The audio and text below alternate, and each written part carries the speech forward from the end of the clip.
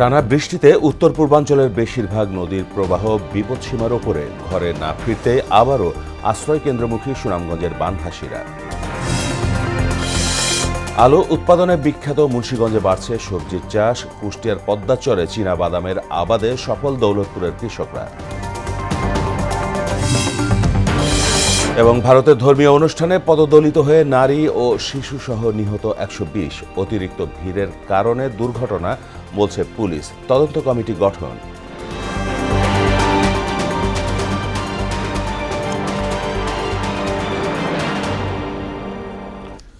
আসসালামু আলাইকুম, সবাইকে মোহনা সংবাদে স্বাগত। শুনছিলেন শিরোনাম, সঙ্গে আছি মাহমুদ হাসান। এবার বিস্তারিত। অবিরাম বৃষ্টি আর উজানের ঢলে সিলেট, সুনামগঞ্জ সহ উত্তর পূর্বাঞ্চলের নদীগুলোর পানি বেশ কটি পয়েন্টে বিপদসীমার ওপর দিয়ে প্রবাহিত হচ্ছে। এদিকে বন্যার রেশ কাটতে না কাটতেই সুনামগঞ্জেও বাড়ছে সুরমা, কুশিয়ারা সহ সবকটি নদ নদীর পানি। অন্যদিকে বৃষ্টি ও পাহাড়ি ঢলে রংপুর, কুড়িগ্রাম, লালমনিরহাট, সিরাজগঞ্জ সহ দেশের বিভিন্ন স্থানে বন্যার আশঙ্কা দেখা দিয়েছে। প্রতিনিধিদের তথ্যে আরও জানাচ্ছেন আফরিন পপি। সিলেট জেলায় গত ২৪ ঘন্টায় ২৯৪ মিলিমিটার বৃষ্টিপাত রেকর্ড করা হয়েছে। আগামী ৪-৫ দিন দেশে হালকা ও ভারী বৃষ্টিপাতের পূর্বাভাস রয়েছে। এ অবস্থায় বন্যা পরিস্থিতির অবনতির আশঙ্কা করা হচ্ছে। এদিকে টানা বৃষ্টি আর উজানের পাহাড়ি ঢলে ফের বাড়ছে সুনামগঞ্জের সবকটি নদ নদীর পানি। শহরের ১৬ পয়েন্টে বিপদসীমার ২৭ সেন্টিমিটার উপর দিয়ে বইছে সুরমা। কয়দিন আগে বন্যা গেলে এখন আবার খুবই ভয়াবহ অবস্থা।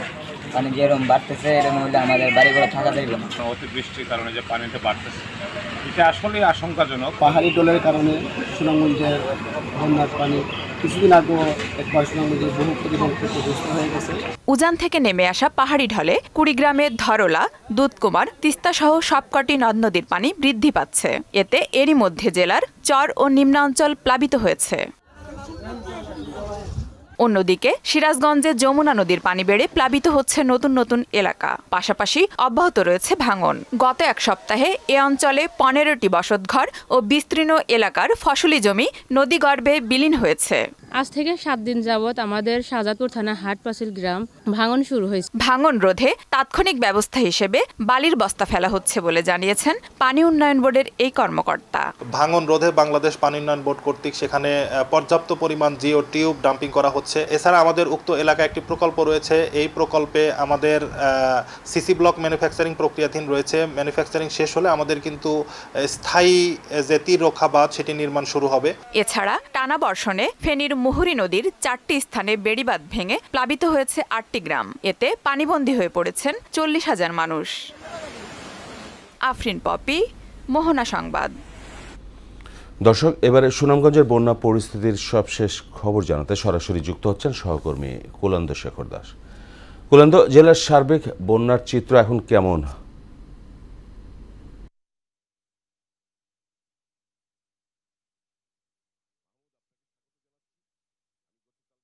৫টার সংবাদে বলেছিলাম যে সুনামগঞ্জের ষোলগ্রস্ত সুরমা নদীর পানি বিপদসীমার ২৪ সেন্টিমিটার উপর দিয়ে প্রবাহিত হয়েছিল। গতকাল রাত ৯টা পর্যন্ত পানি উন্নয়ন বোর্ডের নির্বাহী প্রকৌশলী আমাকে জানিয়েছেন যে পানিটা কমে ১৫ সেন্টিমিটার বিপদসীমার উপর দিয়ে প্রবাহিত হচ্ছে। তো আমি আছি এই মুহূর্তে সুনামগঞ্জের পৌরসভার দক্ষিণ নতুন পাড়া এলাকায়। আমি আপনার মাধ্যমে একটু দর্শকদের দেখানোর চেষ্টা করছি যে আপনি নিশ্চয়ই জানেন যে গত ২৪ ঘন্টায় সুনামগঞ্জে ৩০০ মিলিমিটার বৃষ্টিপাত রেকর্ড করা হয়েছে এবং সুনামগঞ্জের ছাতকেও কিন্তু পানি কমতে শুরু করেছে। সুনামগঞ্জের উঁচু এলাকার পানিগুলো কিন্তু নামতে শুরু করলেও এই আপনার মাধ্যমে আমি দর্শকদের দেখানোর চেষ্টা করছি এটা কিন্তু শহরতলির একটি এলাকা। ওই এলাকার যে নিচু এলাকাটা এখন কিন্তু বাসাবাড়িতে, রাস্তাঘাটে কিন্তু পানিতে নিমজ্জিত হয়ে আছে। ফলে কিন্তু মানুষের দুর্ভোগ যেটা কিন্তু আর কমছেই নেই। ফলে সাধারণ মানুষের মধ্যে একটি প্রত্যাশা হচ্ছে যে আমাদের এই যে সুনামগঞ্জের অসংখ্য হাওর এবং নদী গুলো রয়েছে, এগুলো যদি আগামী হেমন্তের মৌসুমে খননের একটা উদ্যোগ নেওয়া হয় তাহলে হয়তো এই সুনামগঞ্জের মানুষ বারবার বন্যার হাত থেকে রক্ষা পাবে। তো আমি আপনাকে একটি পরিসংখ্যান জানাতে চাই। সুনামগঞ্জ জেলা প্রশাসক আমাকে জানিয়েছেন যে ইতিমধ্যে কিন্তু 48 হেক্টর আর মেট্রিক টন কিন্তু খাবার চালের ব্যবস্থা করা হয়েছে। শুকনো খাবার 8,000 প্যাকেট এবং জিআর এর গ্যাস 26,10,000 টাকা, রান্না করা খাবার কিন্তু 13,000 প্যাকেট এবং ভূখাদ্য বাবদে 10 লাখ, শিশু খাদ্য বাবদে কিন্তু 10 লক্ষ টাকা কিন্তু ইতিমধ্যে বন্যার্তদের মধ্যে কিন্তু বিতরণ করা হয়েছে। মাহমুদ, আপনি আরেকটা বিষয় লক্ষ্য করবেন যে আমাদের এই যে সুনামগঞ্জের সাম্প্রতিক যে বন্যাটা হয়ে গেল, সেই বন্যায় কিন্তু সুনামগঞ্জের 12টি উপজেলার যে গ্রামীণ যে সড়ক আছে 150 কিলোমিটার পাকা সড়ক কিন্তু ইতিমধ্যে ধ্বংস হয়ে গেছে, যার ক্ষতির পরিমাণটা হবে প্রায় 600 কোটি টাকা। এবং ইতিমধ্যে আপনি জানেন যে আমাদের এই মৎস্য ভান্ডার সুনামগঞ্জ সেখানে কিন্তু 8,000 পুকুরের কিন্তু প্রায় কয়েক কোটি পোনা মাছ কিন্তু পানিতে ভেসে গেছে, যার ক্ষতির পরিমাণটা হবে 72 কোটি টাকা। তো আবহাওয়া কিন্তু এখনো কিন্তু মেঘাচ্ছন্ন মনে হচ্ছে যে আগামী দুদিন, আজকে এবং আগামীকালকে সম্ভবত বৃষ্টির সম্ভাবনা রয়েছে। তো সার্বিকভাবে কিন্তু পানিটা একটু কমলেও নিম্ন অঞ্চলে এখন পর্যন্ত কিন্তু বাসাবাড়িতে পানি রয়েছে। তো এখন পর্যন্ত মাহমুদ, এই ছিল আমার কাছে সুনামগঞ্জের সর্বশেষ সংবাদ। কুলেন্দু, আপনাকে ধন্যবাদ। ভারতে ভারী বর্ষণ সহ উজান থেকে নেমে আসা ঢলে রংপুরের প্রধান নদ নদীর পানি বৃদ্ধি অব্যাহত রয়েছে। এ বিষয়ে জানাতে আমাদের সঙ্গে রংপুর থেকে সরাসরি যুক্ত হচ্ছেন সহকর্মী শফিল করিম শফিক। শফিক, জেলার সার্বিক বন্যার চিত্রটা এখন কেমন আমাদের জানাবেন?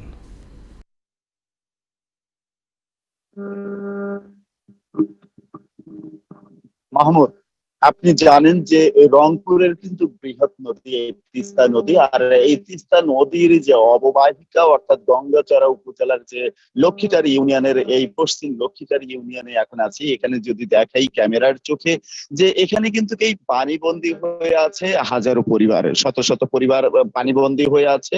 তারা কিন্তু শুকনো খাবার সহ বিশুদ্ধ পানির সংকট দেখা দিয়েছে।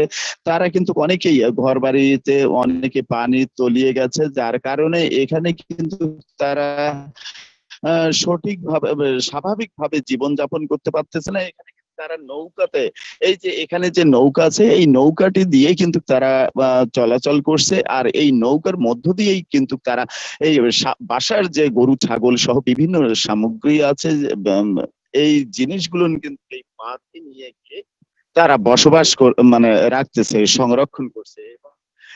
আপনাকে যদি দেখাই যে এই যে সামনের যে বাসাটি আছে এই বাসাটি সহ এইভাবে কিন্তু শত শত এই গঙ্গাচড়ার লক্ষ্মীটারি ইউনিয়নে কিন্তু এই পানিতে নিমজ্জিত হয়ে আছে হাজারো পরিবার, তারা কিন্তু অসহায় হয়ে আছে।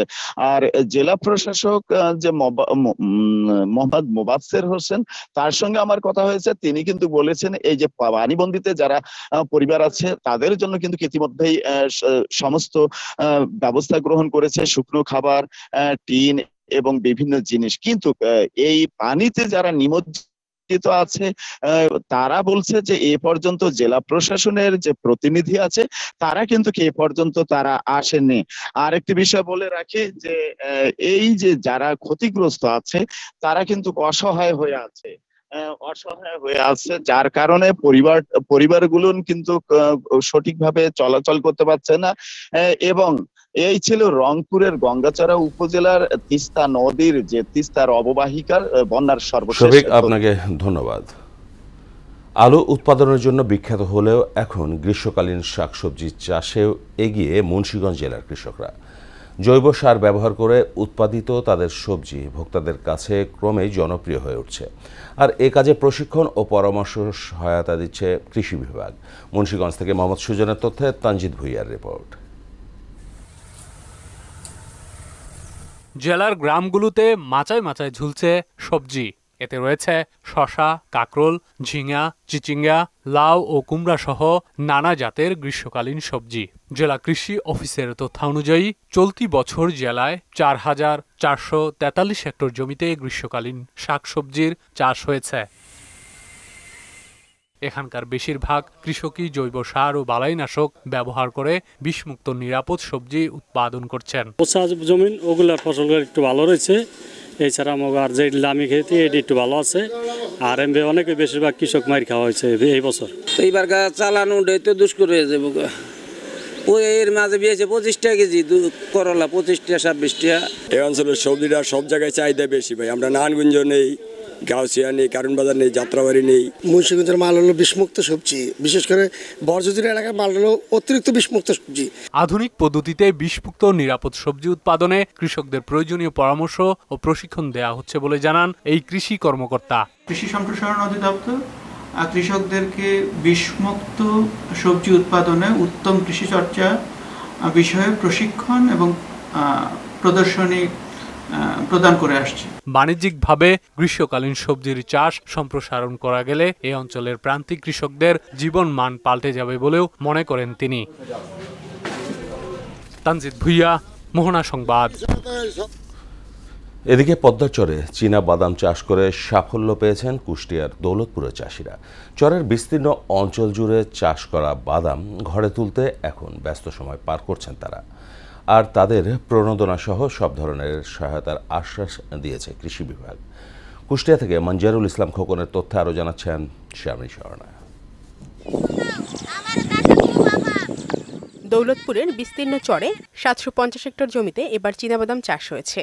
একসময় পদ্মা নদীতে জেগে ওঠা বালুচর পতিত থাকলেও এখন সেই চরে সোনা ফলাচ্ছেন চাষিরা। খরার জন্য আমাদের লাভের সংখ্যাটা কম হবে, তার মানে আমার যা হবে এখনো কিন্তু ডবল লাভ হবে। সেচ দেওয়ার পরে বাদামটা মোটামুটি ভাবে ভালো হয়েছে। বেলা 11টা পর্যন্ত বাদাম তুললে আমরা 2 কেজি 2.5 কেজি 3 কেজি এমন ভাবে পাই। এবছর অতিরিক্ত খরার কারণে কিছুটা হোঁচট খেয়েছেন বাদাম চাষিরা। এতে জমি নষ্ট হওয়ার পাশাপাশি চাষের খরচও বেড়ে যায়। তবে গত বছরের তুলনায় ভালো ফলন পেয়ে খুশি তারা। বাদামে যে ধরনের ফলন হচ্ছে তাতে খরচের তুলনায় বেশ লাভবান হবে এবং মনে হচ্ছে যে দ্বিগুণ পরিমাণে লাভবান হবে। অত্যন্ত খরাতে বাদামটা হয়ে গেছে, দেওয়ার পরে বাদামটা খুব একটা ভালো হয়েছিল না, তারপরেও আমাদের লাভ হবে, লস হবে না। তাপ প্রবাহের কারণে বাদামের আবাদ ক্ষতিগ্রস্ত হলেও পাশে থেকে কৃষকদের সব ধরনের সহায়তা দেওয়া হয়েছে বলে জানালেন এই কৃষি কর্মকর্তা। এবছর কিছুটা তাপ প্রবাহের কারণে বাদাম চাষে সমস্যা হলেও আমাদের কৃষক ভাইরা সেচের পানি দেওয়ার কারণে সেই ক্ষতিটা পুষিয়ে উঠতে পেরেছেন। আমরা উপজেলা কৃষি অফিসের পক্ষ থেকে বাদাম চাষে প্রণোদনা, প্রদর্শনী এবং সকল ধরনের কারিগরি পরামর্শ প্রদান করে আসছি। চরাঞ্চলের সব অনাবাদী জমি বাদাম চাষের আওতায় আনা গেলে এলাকাবাসী আর্থিকভাবে অনেক লাভবান হবেন বলেও জানান তিনি। শারমিন স্বর্ণা, মোহনা সংবাদ। চট্টগ্রামের সীতাকুণ্ডে বিএসটিআই এর অনুমোদনহীন একটি প্রতিষ্ঠানকে মোবাইল কোর্টের মাধ্যমে 50,000 টাকা জরিমানা করা হয়েছে। সীতাকুণ্ড সহকারী কমিশনার ও নির্বাহী ম্যাজিস্ট্রেট মোহাম্মদ আলাউদ্দিন এ অভিযান পরিচালনা করেন। তিনি জানান, দি ওয়েব অব চিটাগাং নামে পরিচিত ওই প্রতিষ্ঠানের পিবিসি পাইপ উৎপাদন কার্যক্রম বন্ধ করে প্রতিষ্ঠানটিকে সিলগালা করে দেওয়া হয়েছে। জনস্বার্থে এ ধরনের অভিযান অব্যাহত থাকবে বলেও জানান তিনি। সিরাজগঞ্জ জেলার বিভিন্ন স্থানে বেশ কয়েকটি গরু চুরির ঘটনা ঘটেছে। এতে বিপাকে পড়েছেন খামারিরা। চুরি ঠেকাতে রাত জেগে খামার পাহারা দিচ্ছেন তারা। পুলিশ প্রশাসনও গরু চুরি রোধে পদক্ষেপ নেয়ার কথা জানিয়েছে। সিরাজগঞ্জ থেকে সোহেল রানার তথ্যে আরও জানাচ্ছেন আফরিন পপি। সিরাজগঞ্জ জেলায় গরু পালন করছে হাজারো খামারি। তবে তাদের অনেকের এবার মাথায় হাত, কারণ সক্রিয় হয়ে উঠেছে গরু চোর চক্র। একের পর এক চুরি হচ্ছে গরু। এ আতঙ্কে নির্ঘুম রাত কাটাচ্ছেন খামারিরা। গোল চেক করে দেখি যে একটা গোলে 6টা গরু ছিল, 6টা গরু ধরে নিয়ে গেছে, 4টা গরু ধরে নিয়ে গেছে। প্রতিনিয়ত যদি রাত জেগে যদি পাহারা দেয়, দিনের কাজকর্ম তো করতে হয়। গরু চুরি ঠেকাতে গ্রামে দল বেঁধে দেওয়া হচ্ছে পাহারা। আবার অনেকে চুরির আশঙ্কায় কম দামে বিক্রি করছেন গরু। জায়গা জায়গায় চিঠি লিখে দিছে যে গরু চুরি হবে এই গ্রাম থেকে, সেজন্য আমরা পাহারা দিচ্ছি। আমরা মনে হয় গরু চুরি হয়, প্রতি রাত্রেই গরু চুরি হয়। স্থানীয় জনপ্রতিনিধিরা বলছেন, গরু চুরি ঠেকাতে প্রশাসনের পাশাপাশি ইউপি সদস্যরা বিভিন্ন গ্রামের মুরব্বীদের নিয়ে গ্রাম পাহারায় কমিটি গঠন করেছেন। রাস্তার মেইন পয়েন্টে বাসকলের ব্যবস্থা করা হয়েছে।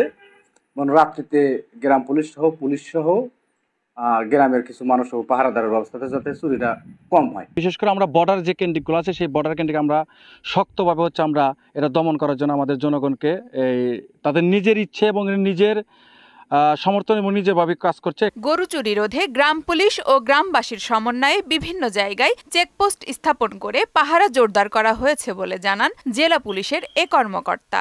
আমরা প্রায় আন্তঃজেলা চোর চক্রের সদস্য মোট 16 জন সদস্যকে গ্রেপ্তার করতে সক্ষম হয়েছি। বেশ কিছু গরু, 3টি ট্রাক আমরা উদ্ধার করতে সক্ষম হয়েছি। আমাদের এই ধরনের ডিপ্লয়মেন্ট জোরদার করার ফলে গত কয়েকদিন ধরে কিন্তু এই ধরনের কোনো অপরাধ সংগঠিত আমরা হতে দিইনি। এভাবে চুরি অব্যাহত থাকলে গরু পালন থেকে অনেকেই মুখ ফিরিয়ে নেবে বলে মনে করেন স্থানীয়রা। আফরিন পপি, মোহনা সংবাদ। এবারে খেলার খবর। শুরুতে ক্রিকেট। টি-20 বিশ্বকাপে তরুণদের পারফরম্যান্সে খুশি বিসিবি, তবে হতাশ করেছে সিনিয়র ক্রিকেটাররা, এমনটাই জানিয়েছেন নাজমুল হাসান পাপন। 3 উইকেট পড়ার পর সেমির জন্য চেষ্টা করব না, অধিনায়কের এমন কথা গ্রহণযোগ্য নয় বলেও জানান তিনি। বলেন 12 ওভারের মধ্যে জিতে সেমিফাইনালে যাওয়ার চেষ্টা করা উচিত ছিল। মিরপুরে মঙ্গলবার বিকেলে বোর্ড মিটিং শেষে এসব কথা বলেন বিসিবি সভাপতি। প্রথম রাউন্ডের খেলা দেখে আমাদের অবশ্যই আমরা খুশি হয়েছি যে আমরা উই কুড কোয়ালিফাই। এইখানটায় যে সমস্ত কন্ডিশনে আমরা খেলেছি, এখানে যে কোনো টিম যে কোনো কাছে হেরে যেতে পারতো। সিনিয়র যারা ছিল তাদের যে কাছ থেকে যে এক্সপেকটেশন ছিল তার আমরা কিছুই পাইনি, বরং নতুন কয়েকটা ছেলে দারুণ খেলেছে।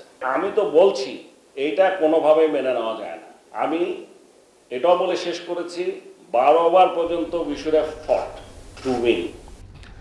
দর্শক, এ পর্যায়ে সবাইকে আমন্ত্রণ জানাচ্ছি সংবাদপত্রের পর্যালোচনা ভিত্তিক পত্রিকার চোখে দেশ অনুষ্ঠানে।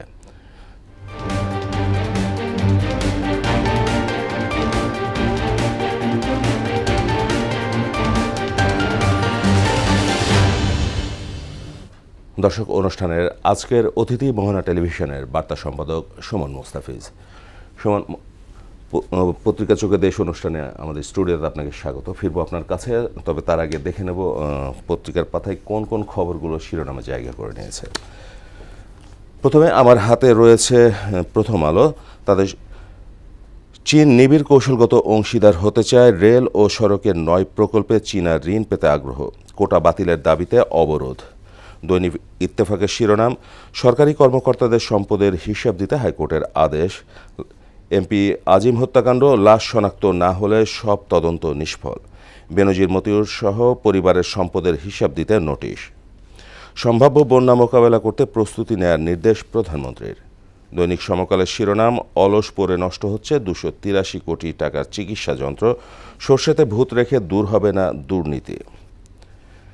বাংলাদেশ প্রতিদিন তাদের শিরোনাম, হিসাব দিতেই হবে সম্পদের, উত্তাল পাবলিক বিশ্ববিদ্যালয়। দৈনিক যুগান্ত তাদের শিরোনাম, সার্বজনীন পেনশন স্কিম প্রত্যয়, আন্দোলনকারীরা অনড়, ব্যাখ্যা প্রত্যাখ্যান। বন্যার আশঙ্কা, কর্মকর্তাদের সতর্ক থাকার নির্দেশ প্রধানমন্ত্রীর। দেশ রূপান্তরের শিরোনাম, অঙ্কের ফেরে পেনশনে বিভেদ, মৃত্যুর 12 বছর পরও জন্ম নিবন্ধন। বণিক বার্তার শিরোনাম, ক্ষতিগ্রস্তদের জন্য তৈরি ফ্ল্যাট পেতে চান সরকারি কর্মকর্তারা। The Daily Star, government may let its employees trade in shares, public universities slip into turmoil. এই ছিল পত্রিকার চোখে সংবাদ আজকের দৈনিক পত্রিকাগুলোর শিরোনাম। সুমন, আপনার কাছে আসে যে আমাদের সবকটি দৈনিকের শিরোনামে ছিল বন্যা একটা নিয়ে তাদের প্রতিবেদন। আজকে তো প্রতি বছরই ভারতীয় ঢলে বা উজানের ঢলে এবং বৃষ্টির কারণে বন্যা হচ্ছে। প্রধানমন্ত্রী নির্দেশ দিয়েছেন আগাম প্রস্তুতি নেয়ার, আপনার কাছে একটু জানতে চাচ্ছি। এটা তো যথাযথ সময়ে প্রধানমন্ত্রী নির্দেশনাটা দিলেন। বন্যা আমরা জানি যে বন্যা, খরা এগুলো প্রাকৃতিক দুর্যোগ, এগুলো চাইলেই আমরা প্রতিরোধ করতে পারবো না, আমাদের প্রতিকারমূলক ব্যবস্থা থাকাটাই বাঞ্ছনীয় ইস্যু। তো সেই বিবেচনায় আগাম প্রস্তুতি, বর্ষার মাত্র শুরু, আশঙ্কা করা হচ্ছে এবছর একটু বেশি বন্যার, এবং সেটা আগস্ট মাসে, সামনের মাসে সেইটা হবে। তো যেহেতু যে জিনিসটা প্রতিরোধ করার, যে দুর্যোগটা প্রতিরোধ করার সামর্থ্য নাই, সেটার প্রতিকারে আগাম প্রস্তুতিটা নিশ্চয়ই ভালো ফলাফল, জানমাল রক্ষায় হয়তো বেশি ভূমিকা রাখবে। উজানের ঢল আমাদের উত্তরাঞ্চলে এবং উত্তর পূর্বাঞ্চলে, হাওড় অঞ্চলগুলোতে আমরা জানি যে প্রতি বছরই আপনার ভারতের উজানের ঢলে, পাহাড়ি ঢলে বন্যার সৃষ্টি হয়। সেই ক্ষেত্রে যদি নদী খনন এবং জনপদ রক্ষার জন্য যে বাঁধগুলো আছে বিভিন্ন জায়গায়, সেই বাঁধগুলো রক্ষণাবেক্ষণ, এই দুইটা জায়গায় যদি মনোযোগী হওয়া যায়, তাহলে পানিটা যেভাবে উজান থেকে আসবে একইভাবে নদীপথ ধরে সমুদ্রে ঘাটিতে চলে যাবে। বন্যায় যে ক্ষয়ক্ষতির পরিমাণটা সেটাও কিন্তু কম নয়। অবশ্যই এই প্রতিরোধ ব্যবস্থার মাধ্যমে কি আমরা সেই ক্ষয়ক্ষতির পরিমাণ কমাতে পারবো? বা নিশ্চিতভাবে কমিয়ে আনতে পারবো। আপনি যেটা বলছিলেন যে নদী খনন বা যে খাল যেগুলো হয়তো মরা খালে পরিণত হয়েছে সেগুলো খনন করে পানি রাখা, প্রবাহটা ঠিক রাখা, প্রবাহ বাড়িয়ে দেয়া, তাহলেই আমরা জানমাল রক্ষা করতে পারি এবং ক্ষয়ক্ষতি অবশ্যই কমাতে পারি। খুব স্বাভাবিক। দৈনিক ইত্তেফাকের শিরোনাম আছে, আমরা গতকালকে দেখেছি যে সরকারি কর্মকর্তা কর্মচারী যারা আছেন আইন অনুযায়ী তাদের স্থাবর অস্থাবর সম্পত্তির হিসেব দিতে হবে এবং প্রতি 3 মাসে সেটা আপডেট জানাতে হবে। এটি আপনি কিভাবে দেখছেন? ভালো একটি বিষয়। এটা তো এখন সরকারি কয়েকজন কর্মকর্তা আলোচনায় এসছেন দুর্নীতি নিয়ে, সেই জন্য বিষয়টি সামনে এসছে এবং এ বিষয়ে গতকাল একজন আইনজীবী রিট করেছিলেন হাইকোর্টে। তো এই নির্দেশনাটি মহামান্য হাইকোর্টের এই নির্দেশনাটিকে আমি যথাযথ মনে করছি। বিষয়টা হলো, এ বিষয়ে আইন আছে, সরকারি কর্মচারী বিধির মধ্যে এই বিষয়ে আইন আছে। আমাদের দেশের বড় সংকট সেটা হলো যে আইনের যথাযথ বাস্তবায়ন, তো সেইটা হয় না। বিষয়টি হাইকোর্ট সামনে নিয়ে এসছেন, আশা করি যে এর বাস্তবায়ন হবে এবং এতে দুর্নীতিবাজরা একটু হলেও সতর্ক হবে, ভীত হবে বা দুর্নীতি বন্ধের মানসিকতা তৈরি করবে আশা করা যায়। আপনার কথা পরিপ্রেক্ষিতে আসি যে আইন আছে, আইনের প্রয়োগ সেইভাবে নেই। এবং সরকারি কর্মকর্তা যারা আছেন তাদের কয়েকজনের এই যে দুর্নীতিটা আমাদের সামনে চলে আসায় এই আইনটা কি আরো প্রয়োগের জন্য সরকার বেশি ভাবে কার্যকর ব্যবস্থা নিচ্ছে? সেটা তো আমার মনে হয় নিচ্ছে এবং নেয়াই উচিত। নিলে যেমন এই যে হিসাব দাখিল করতে বলা হয়েছে, এটাও তারই একটা অংশ। একটু শক্ত অবস্থান নিয়ে আইনের যথাযথ প্রয়োগ করলেই একেবারে বন্ধ করা হয়তো যাবে না, কিন্তু নিয়ন্ত্রণ করা অবশ্যই সম্ভব আমি মনে করি। আমরা আরেকটা শিরোনাম দেখলাম যে 8 জুলাই প্রধানমন্ত্রী যাচ্ছেন চীন সফরে এবং চীনের সাথে বাংলাদেশের একটা দ্বিপাক্ষিক সম্পর্ক আছে, পাশাপাশি ভারতের সাথে বন্ধুত্বপূর্ণ সম্পর্ক। তো প্রধানমন্ত্রী এই চীন সফর কতটা গুরুত্ব বহন করছে? অবশ্যই গুরুত্বপূর্ণ। এটি যদিও পূর্ব নির্ধারিত সফর, 2016 সালে চীনের প্রধানমন্ত্রী বাংলাদেশ যে সফর করেন, সেই সফরের মধ্য দিয়ে আমাদের সম্পর্কটা প্রাথমিকভাবে ছিল দ্বিপাক্ষিক এবং অর্থনৈতিক। সম্পর্কটা অর্থনৈতিক ছিল, সেখান থেকে এটি কূটনৈতিক পর্যায়ে উন্নীত হচ্ছে। এটা আমাদের জন্য ভালো খবর এবং চীন আমাদের খুব বড় উন্নয়ন সহযোগী আমরা জানি। তো আমি আশা করছি যে আমরা কিছু প্রত্যাশা নিয়েই আমাদের প্রধানমন্ত্রীর এই সফর, তা আশা করছি যে এই সফরের মধ্যে দিয়ে সেই প্রত্যাশা, সেখানে রেল ও সড়কের 9 প্রকল্পে চীন ঋণ পেতে আগ্রহ জানিয়েছে। সুমন মুস্তাফিজ, আমরা আমাদের অনুষ্ঠানের একেবারে শেষ পর্যায়ে এসেছি। আপনার সাথে দেখা হবে আবারও আরেক অনুষ্ঠানে একই সময়। ততক্ষণ ভালো থাকবেন। শেষ করব মোহনা সংবাদ যাবার আগে শিরোনামগুলো আরও একবার।